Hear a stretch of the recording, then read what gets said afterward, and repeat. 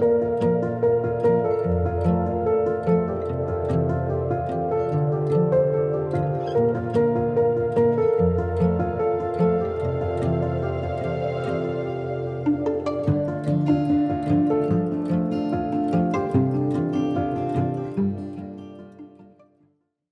our last session of the program of the mountaintop. I think it's a moment where you stitch together all the things that you've learned, experienced, heard, discussed, got in touch with, understood better, got clarity on, curious about. We called it broadly regeneration and reclaiming solidarity. So what is that, right? It can be anything. But really what we were thinking of doing was, what if we were to redesign knowledge, education, language, so we can begin a shift amongst ourselves, within our areas of work, within our direct circles. And then amongst us, we, not say we're like got code lah, but just begin to frame and understand things in a way that is meaningful to us. I mean, we talk about education, FSI is about, transforming that space. We've been talking about knowledge. We know that in the spaces that we work in, like whether with paddy or elephants or Ramsar site, there's so much knowledge. It's so rich. A lot of it is not documented. It's just people know it. They know it in their place, in their homes. It's not regarded so much as legit knowledge in the halls of knowledge. And yet that is probably what will save us, when our land is sinking and we're in floods and fires, etc. Not like being dramatic, but it's actually happening, kan? And then language. We always in FS grapple with language. We're like, do we want to call it this? Is it our project, my project? We don't want to call it that because we feel it doesn't belong to us. It belongs to those who are doing it, and we are a facilitator. In our reports, our proposals, we're always looking for language that doesn't perpetuate something we don't believe in. So I know that it's just so broad, knowledge, education, language. So we don't have to talk about all of that, or we can. One of the things that some of you who are with Forever Sabah and have done the facilitating mountaintop, there's various methodologies that we work with, one being open space technology. It's just a fancy term for creating an open space. You guys design the agenda, you guys design the topics, you convene, you share what you've co-created together, and then we listen to that. And there's like a kind of fourfold way. It's whoever comes are the right people, whoever comes to your conversation, whenever it starts is the right time. So there isn't it's by what time. It's some guidelines. Whatever happens is the only thing that could have. When it's over, it's over. So, it doesn't have to be bound by anything linear. And then there's the law of 2 feet. So let's say there's 5 topics being discussed. When you choose it, you can, apart from the convener, everybody can just move around. So if you're interested in all 5, you can exercise the law of 2 feet and go to the discussion that you're also interested in and contribute there. If you feel you're no longer contributing, you go to another one. There's the butterfly effect. No, I'm sorry. That's the butterfly role, which is that you're just like flitting between groups, observing, being beautiful, and you know, bringing your air of mystery to the process. There's a bumblebee, meaning you pollinate, you cross-pollinate across groups. So you say, oh, I was in that group, they were talking about blah, blah, blah. And there's, oh, I was in that group, they were talking about blah, blah, blah. And so that there's some cross-pollination of ideas. So what it is there's a stack of paper on the floor. And you're going to say anyone, it's open to anyone. If you were to redesign education, knowledge, language in Sabah, you know, what do you think is central? What would you pick? What do you think is the central conversation that needs to happen? So you say, I want to talk about schools. I want to talk about, I don't know, adult education. I want to talk about, you know, any of those topics. Language. How do we you know, we went from, if you recall, I don't know what languages we would have spoken in the past, but then we were flopping around between BM and English. Do you guys remember that? Ada yang BM stream, English stream, and now we're back to all government meetings have to be in BM, you know. And I was talking to Lala yesterday about Pidgin. A friend of ours, you guys have met him, Nick Faraklas, who's a linguist, and his specialty was learning Pidgin languages. And his findings were that Pidgin languages in the world were created in places that were colonized, and it was a form of resistance, taking the language of the colonizers but doing things with it so that the colonizers didn't understand it. And then I realized, Sabahans have a Pidgin too. So anyway, language is another one. So the first thing that came to mind is autonomy within education. Should I explain it? You want to say, you put there, autonomy within education? Okay, yeah, I'll write it in a moment. Yeah, so autonomy within education, because also part of the 20 points, among the points in the 20 points is that actually Sabah should have control over our own education. And from what I know, at least in Australia, you know, like education their syllabuses are tailored according to state as well. And we don't have that. Here, education is a form of propaganda from Peninsula, and we should have more autonomy over our own education. Yeah. So I wrote access to education. I know that the thing that Cynthia mentioned is to how do we redesign, but I feel like in order to redesign an education system, it is very important to first and foremost that our children get the access to education. If not, then what are we redesigning the education for if they don't get enough access to education?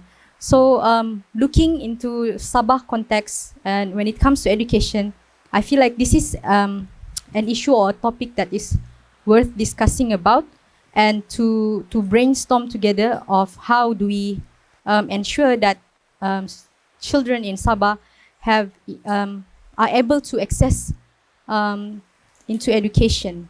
Because I think we see on the news how they still have to struggle this and that just to go to school, and not to mention those who are neglected, like they were not even sent because they live so far in the wood that they were not even they don't even have a single access of education.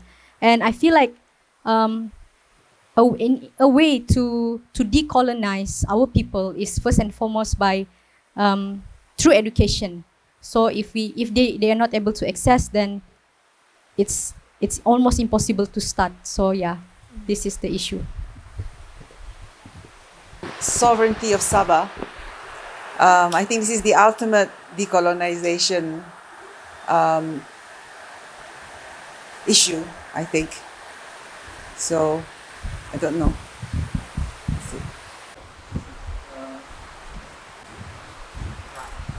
Saya ingin membahaskan berkenaan dengan bahasa sebab sejak 2 hari ini saya dapati orang luar atau media atau mana-mana pihak yang tidak okey ingin memecah belahkan Sabah melalui bahasa atau etnik. Suku ini tidak bagus, suku ini tidak bagus, suku itu bagus dan sebagainya. Dan seperti yang kita lihat sekarang di KDCA, kalau ada pertandingan Ratu Cantik, Kadazan Dusun. Saya terbayang, imagine kalau kita ada satu perayaan atau satu event di mana semua suku boleh saya cakap dusun, dia cakap ini, dan imagine berapa ramai di atas pentas waktu itu, dan orang akan kenal Sabah is the biggest, paling banyak etnik gitulah.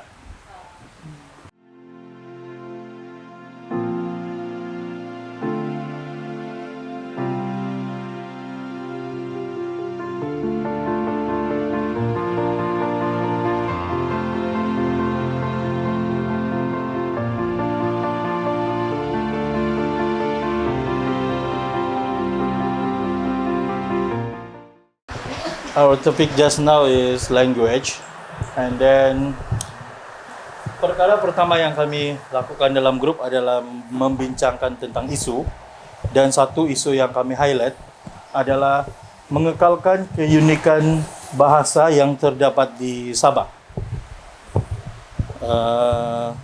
Sebab di Sabah ni banyak etnik, jadi kekuatan dia adalah kepelbagaian etnik di Sabah. Itu adalah kekuatan Sabah sebenarnya. Biarpun banyak etnik, kita boleh hidup aman damai, bersatu. Satu meja makan, disitulah dusunnya, murutnya, semuanya makan sama-sama. Tapi kalau di Semenanjung, saya ada peluang pergi di sana. Bila saya berada di kedai India, semua orang tengok saya begini. Sebab kulit saya tidak hitam. Bila saya berada di kedai Cina, dorang okey saja sebab kulit saya ni. Ya, jadi ada sesuatu yang tidak syok di sana lah. Dan itulah yang menjadi isu utama kami, di mana kami ingin mengekalkan keunikan etnik yang di Sabah ni melalui bahasa. Okey, yang pertama adalah siapa yang terlibat dalam proses pengekalan bahasa ini. Kami dapat identify ada 4 badan atau agensi yang terlibat. Yang pertama adalah kerajaan. Macam mana dia keterlibatan kerajaan adalah melalui education, melalui pendidikan. Jadi dia terapkan dalam pendidikan tu ada etnik-etnik yang berada di Sabah. Setakat ini dalam pendidikan tidak ada jelas mengatakan di Sabah ni ada begini sekian jumlah etnik. Tidak ada maklumat atau fakta yang jelas mengatakan begitu. Yang setakat ini cuma ada dusun etnik. Ada 36 etnik. Tapi apa nasib etnik yang lain? Macam Murut, macam Bajau, macam Suluk, macam Sungai, apalagi lah yang lain-lain. And then yang kedua adalah dia masih under government juga, tapi dia turunkan kepada JKKN atau Jabatan Kebudayaan Negeri Sabah. Dalam Jabatan Kebudayaan ni dia melalui kebudayaan untuk keterlibatan dalam pengekalan bahasa. Contoh dia, Kebudayaan Negeri Sabah dia boleh menganjurkan pertandingan sajak dalam bahasa atau dialek masing-masing. Sajak, puisi, pantun ataupun teater dalam bahasa lokal. Jadi itu dapat, mereka pun boleh mengambil peranan lah. And then yang ketiga adalah community itu tersendiri. Khususnya kepada Sabahan lah. Community etnik dusun, etnik Murut. Kalau orang tidak ada inisiatif untuk mengekalkan atau mewariskan orang punya bahasa kepada generasi seterusnya, tidak juga capai ini nah. And then yang keempat NGO. Seperti yang kita tahu, PAKOS selalu mengadakan program apa tu Nul, mengenal identiti orang asal. Itu adalah salah satu program yang menyokong kepada inilah isu ini. And then kami juga memikirkan cara-cara untuk mengatasi dia, untuk berhadapan dengan kami punya kami punya goal. Yang pertama adalah pendokumentasian dan pemetaan bahasa. Pendokumentasian ini lebih kepada pihak yang academician yang lebih tinggi lah. Mereka perlu ada pengkaji. Apa yang berlaku di sini? Saya sempat bertanya dengan salah satu pensyarah di UMS, pensyarah bahagian penulisan. Saya tanya dengan dia, kenapa dusun saja dibukukan? Yang etnik lain macam mana? Dia bilang, satu masalah dia, etnik lain kurang vocabulary. Kosakata dia kurang, banyak kata pinjam. Pinjam dari Melayu, pinjam dari etnik ini. And then yang kedua, kurang pengkaji. Tidak ada pengkaji yang buat itu benda. Jadi itulah kekurangan dia adalah bahagian pendokumentasian. Seperti yang kita tahu, kadazan dusun sekarang diperkenalkan di peringkat sekolah. Sebenarnya kadazan dusun itu dibawa daripada dusun. Dalam dusun ada 36 etnik. Kadazan dusun, dusun tidong, dusun meragang, banyak lagi jenis-jenis dusun. Oleh kerana kadazan dusun ini ada orang yang menyelidik dan itu yang kena angkat di dalam pendidikan. Jadi itulah dia lah sini. Jadi langkah-langkah dia, pendokumentasian perlu adalah untuk ke semua etnik. Dan pemetaan bahasa ini dia lebih kepada contohnya kita ada map Sabak di sini. Jadi di bahagian pantai timur majoriti suku kaum apa. Sini etnik apa. Di bahagian atas sini Kudat etnik apa. Jadi kita tahu di mana majoriti itu kedudukan itu etnik. Jadi itu tujuan pemetaan bahasa. Dan bila kita sudah wujudkan pemetaan bahasa, kita boleh tetapkan di mana center dia. Tempat untuk menjadi rujukan. Contohnya di Sendakan Bajau Laut. Jadi mereka ada center. Sesiapa sahaja di kalangan orang Sabah atau orang luar ingin belajar Bajau Laut, ada center dia. Jadi kalau dia mau pergi cari dusun, ada center di sini. Itu berkenaan dengan yang pertama. Yang kedua adalah melalui platform atau medium melalui pendidikan formal atau informal. Dalam pendidikan ni adalah melebihkan kepada pendedahan. Sekarang pendedahan terhadap etnik sangat kurang. Paling ada pun sikit kadazan dusun. Tidak ada pendedahan etnik-etnik lain. Dan kurang kapasiti, kurang tenaga pengajar mahir ajar itu benda. Jadi itu yang perlu diperbaikilah. Perlu tambah kapasiti tenaga pengajar, perlu ada pendedahan lebih lagi. Dan ada juga pendedahan kurang ni, maksud dia ada satu contoh si Isaac bagi. Dia bilang, kalau kau Cina, kau tidak boleh ambil subjek Cina. Dia bilang gitu. Macam mana tu Isaac? English. Jadi dia menghadkan itu ya. Jadi dia kurang bagi pendedahan kepada certain etnik untuk belajar etnik yang lain.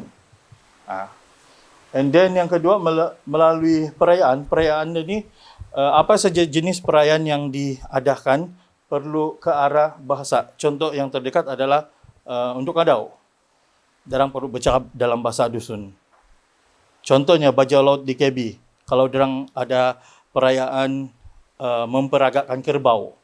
Jadi darang sepatutnya cakap dalam Bajau. Ni kerbau dalam darang punya bahasa lah.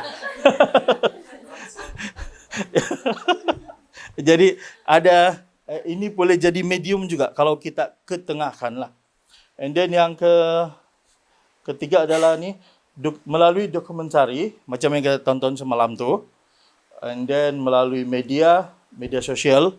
Sekarang ada di TikTok, si Nadira ada tengok saya juga.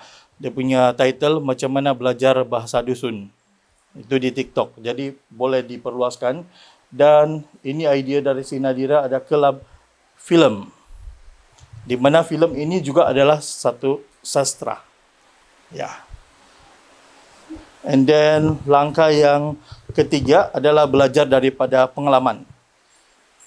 Jadi kalau ini kita boleh kaitkan aktiviti macam yang hari ini, yang sekarang kita lakukan. Macam yang value immersion, si Noel belajar dari pengalaman. Kalau dia tak pergi di Sandakan, dia tak tahu pun apa di sana. Jadi yang dalam sini, kalau saya tak dengar cerita daripada si Lala, saya tidak tahu. Sampai sekarang saya anggap Sulu itu jahat. Sulu itu PTI. Jadi bila saya dengar cerita dia, sebenarnya dia pun lokal juga macam kita juga. Jadi belajar daripada pengalaman lah.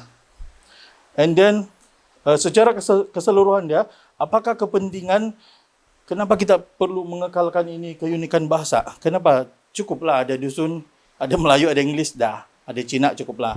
Kenapa kita perlu kekal keunikan kita? Ada Bajau Laut, ada Suluk dan segala-gala. Jawapan dia sini. Untuk mengekalkan identiti orang asal. Kalau kita dapat trace, kita dapat kasih kekal identiti orang asal Sabah, tidak mustahil kita terkenal kepelbagaian kaum dan keharmonian. Ini untuk meningkatkan keharmonian lah. Jadi kita saling kenal identiti etnik masing-masing, kita saling hormat satu antara satu sama lain. Kalau kita tidak kenal, kita tidak akan tahu kita sudah melanggar peraturan atau kita tidak hormat darang atau bagaimana. Jadi perlu kita ada ilmu tentang etnik ini supaya keharmonian ini dapat dicapai. Ya, sekian saja, itu saja dari saya. And on my section, it's got a lot to do with autonomy of education.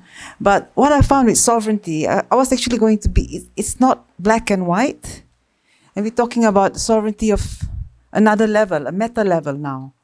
And we spoke about what we are, what is our national identity. And Adi at the moment is doing a PhD in Sabah nationalism. And we thought, what is it like to be a Sabahan? So is it the sovereignty of the mind, the state, the individual? So it's quite abstract. So we basically approach the whole subject with questions, because we have to question our own self. And what we've decided that one of the biggest, actually I'm talking about unity here and sovereignty. One of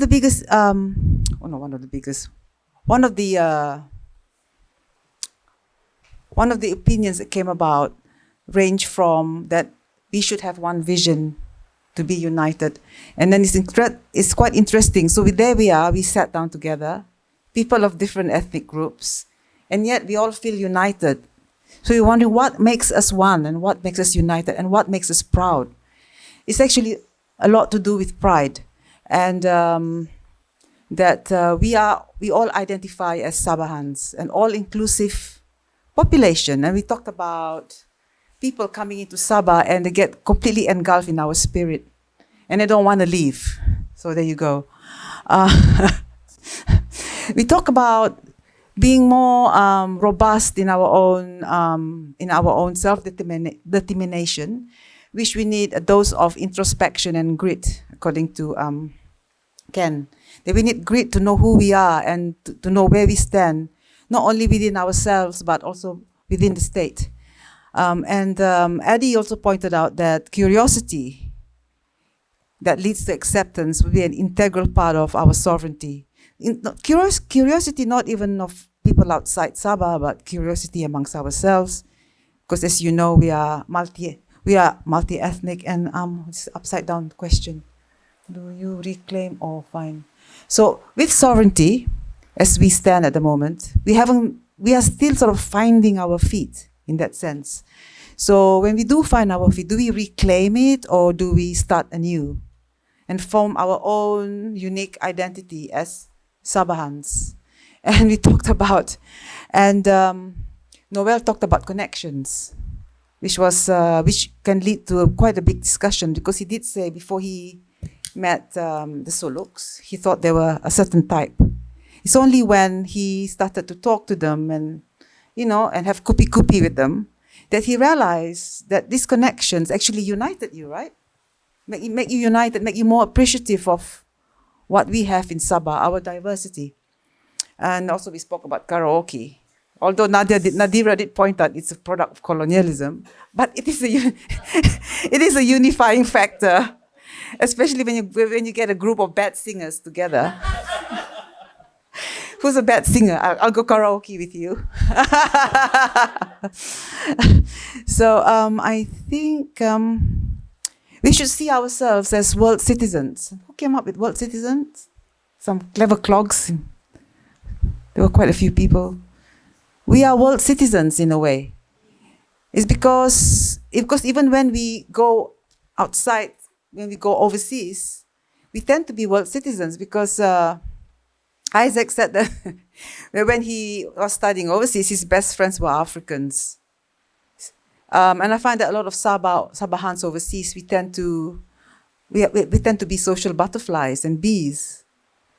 We buzz around different groups. For example, my best friend in boarding school was an African lady, Nigerian, who taught me how to cook Niger stew, So it's so funny. We come from that place of innocence, right from the beginning. And because of that place of innocence that we have, innocence and openness, that we find ourselves open to so many things, open to the richness of other cultures outside Sabah and within Sabah and within ourselves. Because as you know, we all campur and mix. So we've got internal cultures too that I personally, Cynthia, Sasha, everybody here has got to accept. And I think that what unites us all is being Sabahans. Because like I said, I did explain to someone who was complaining that we have no culture. Because they got confused. The food's different, and it's Chinese speaking, and we all look different. And I thought about it, then I realized that what binds us, that we are all one, we are all Sabahan.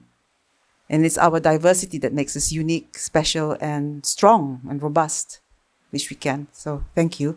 And we're linking it to the autonomy of education, and I think to have what we discuss here, you would need a different sort of form of education. So I'll pass it on to Nadira now. Thank you.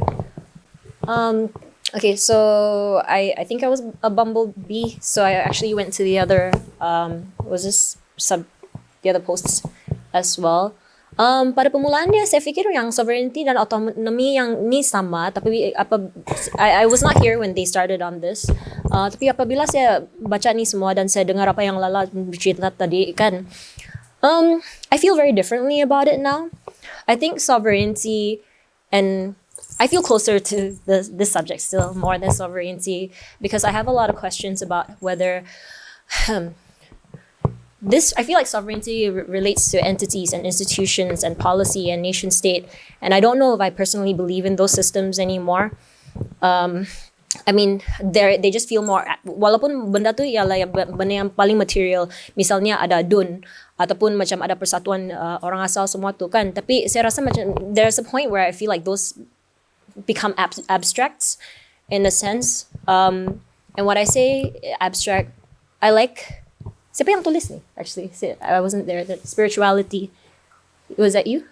No. Isaac? I like this a lot, and how it comes back to autonomy. Sebab saya rasa macam, walaupun, especially when you're talking about decolonialism boleh berlaku dalam macam multiple states and multiple facets. Dan autonomy ni saya rasa dia satu yang mungkin boleh jadi sesuatu yang lebih peribadi, something that's more private, more personal, and it's about play. So I imagine schools under a sovereign state can still create a kind of Sabahan nationalism, which is problematic because this still will require a hierarchy. Tapi kalau autonomy, apa yang responsive? Apa Kat mentioned as well, place-based local history. This was written by Febi, and then art and history put together was was Ken. And I think it's really important to remember the state that is with the universe that is in us as well when we try to think about how we learn about the world, because if we cannot relate to that education on a personal level, you are essentially colonized all over again. So anti-propaganda mungkin dia macam kamu memang kita perlu jadi world citizen, tapi kita perlu juga macam faham apa beza antara pendidikan yang diberi dan apa pendidikan yang macam pendapat kita sendiri tentang itu informasi.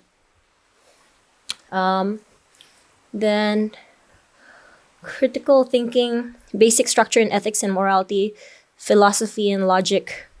Philosophy and logic, these things I think are best applied when you can play with them as well. Apabila kamu ada curiosity and creativity, freedom of expression, no boring outfits ikan tulis. Yeah.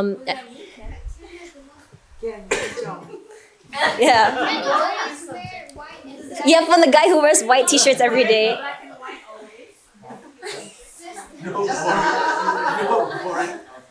Yeah. Well, it does change sometimes. Inside out. He wears two colors, black or white. So he wears his underpants on the outside his pants. Yes, but he always do that. Oh my gosh. Yeah. So yeah, I think there is the personal, and then there's also the external forms of thinking about autonomy and sovereignty, because yes, to a degree, like for me, like yang ni kan dia penting, but later on then you need to have policy, but you can't inform policy unless we know ourselves as well. And then thinking about language, so yang ni pula yang saya tulis ni, but because when we talk about colonialism, we talk about language a lot. We talk about, where do these languages come from? I would argue that English no longer belongs to the English. It doesn't even belong to white people. A lot of them can't even speak it well. My English is better than a lot of them. But it does create access. That's very important. And it becomes a resource. It gives us access to all these resources and information. Dan seperti apa yang saya sebut tadi kan, exposure to different languages. Ini yang paling penting. Sebab yang ini kan, kau perlu turun padang, kau perlu macam, you have to spend time with other people. And this is the best education, I think. I have personally learned more in the kampongs than I have ever learned, maybe arguable, but in school systems. So the need for education to be tactile, responsive, require play. These are the most human elements of education. And then sovereignty happens when we are aware of the larger world that is around us. There cannot be policy, even if it's sovereign Sabahan policy, unless the personal is considered as well. So, yeah.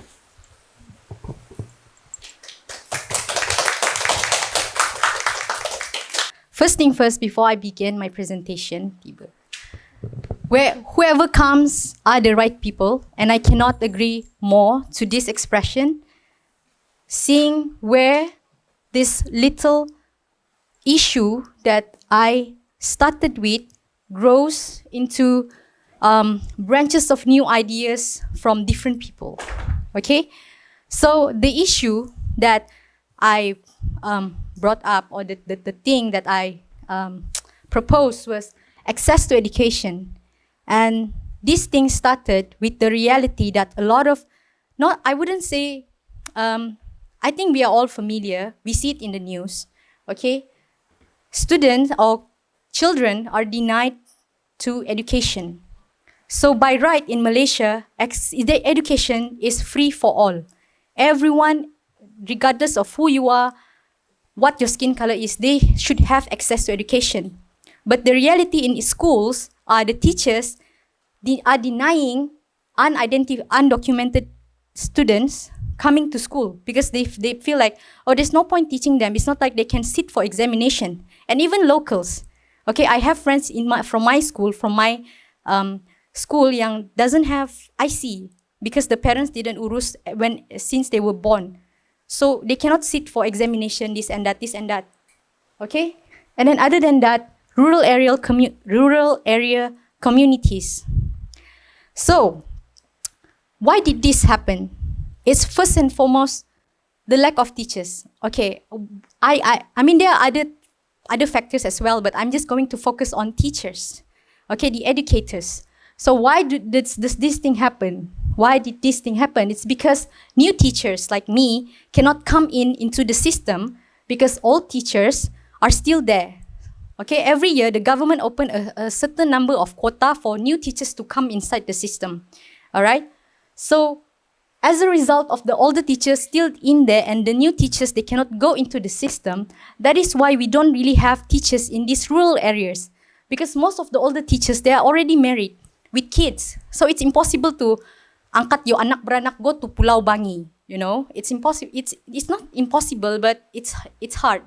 Okay, so this also results to new graduates teacher losing their passion in teaching, just like what Noel shared. Actually, this is a result of everyone's sharing. All right. So what can we do? What can we do with this problem? Okay. So I love Kenneth. He shared knowledge transfer. It doesn't have to be systematic. Okay. Knowledge transfer can be your mom, the parents, teaching the kids something. All right. And then Emily shared about Rainbow of Hope program that was carried out during the MCO, where they come to the community and then they teach the community to teach their children. All right. So imagine this. Kids or students, they don't have access to education because going to school itself is a journey. It's an expedition. Just like what Nadira shared. Imagine ba seberang jalan sungai gini. Imagine bringing the school to them, education to these children. Even better, let the school stay with the children. And how do we do that? We teach the parent. Knowledge it doesn't have to be systematic. Parent can pass down the knowledge. So what do? We train the parents or anyone competent in the village or in the community to become the teachers to these students, to these kids in the community. So this is where we go back to the new graduate teachers who are fresh, just graduated. They still have all this passion in them. So if we were to make this into a program, okay, so who do we call to teach or train these people? And then this is when it goes back to the fresh graduate, okay, the fresh graduate with new, masih membara lagi dorang punya passion untuk teach, to come and train these people, okay? So the target, let's say we do this as a volunteering thing like that, or a volunteering program macam tu, they can be the target, the people that we target to participate in this volunteering to train the community. So what do we train these people? I mean, it's almost impossible to do teaching training to the parents, to the orang-orang in the kampung. That's almost impossible. So that is like what is mentioned here. Knowledge transfer, it doesn't have to be systematic. So what can we teach that the parents or anyone competent in the village to what can they pass down? All right. So that is where we can teach them English. English is important nowadays, but it doesn't have to be systematic. That was what Nadira came and said. We can teach English through song, which is also true. Other than that, we can teach skills. We can teach dance, traditional dance. We can teach ethnic. We can actually we can teach history of Sabah to these students. It doesn't have to be systematic. It can be in a form of storytelling. Okay? So now it goes back to the target audience, new graduate. If we were to realize, to make this possible, and I think it is very possible. So what we can do in universities, okay, I take example my own university. Okay, so in we have a compulsory subject called Jalinan Masyarakat, and I believe other universities might have that as well. So Jalinan Masyarakat is a subject that you take the whole semester. It's a program you do with the community throughout the semester. So imagine proposing this to student in UMS. They can actually take the whole semester contributing to the society, teaching these underprivileged people, underprivileged kids that doesn't have access. Okay, apart from that, there's also we in other side in other state we have Persatuan Mahasiswa Sabah, right? We have that. In we did this Bakti Siswa thingy in SMK Ranau, where we come there and then we teach about mostly about how to access education, tertiary education. So we can actually approach this Persatuan Sabah. They can come together, propose this thing. They can actually hold a project during the semester break to focus on giving access to these underprivileged children. And then, all right. Now, so since this was already done before, like what Emily shared through the rainbow thingy, it would be nice to, but the thing is with that one, she said she's not sure if it's still ongoing, if they have a checkup on that or not. That's unsure. So, but what we can do with this program is actually we can do a check-in every 6 months. So what do we do when we check in? We actually we pantau the process, how the learning is going so far, or we can even macam add on new knowledge, and then they goes to exchange learning. Let's say we do this in a few places because we know underprivileged student yang tiada access ni dia bukan satu tempat saja, dia banyak tempat. Okay, so what we can do, just imagine. We have a few teams, go to a few places, teaching or mengajar lah macam tu, teaching this community. And then when we come for the revisit, the 6 months later tu, we do an exchange learning. At first it was like, oh, imagine the community macam student exchange macam tu. But then Stash came in and said, why not we move the teachers? It is easier for them to move. So we exchange. So this teacher that from this place, or maybe it's just two. This one goes to here, this one goes to here. What they learn from this community, how the community, we bring them to that. It's ongoing process of learning. Okay? Yeah. So some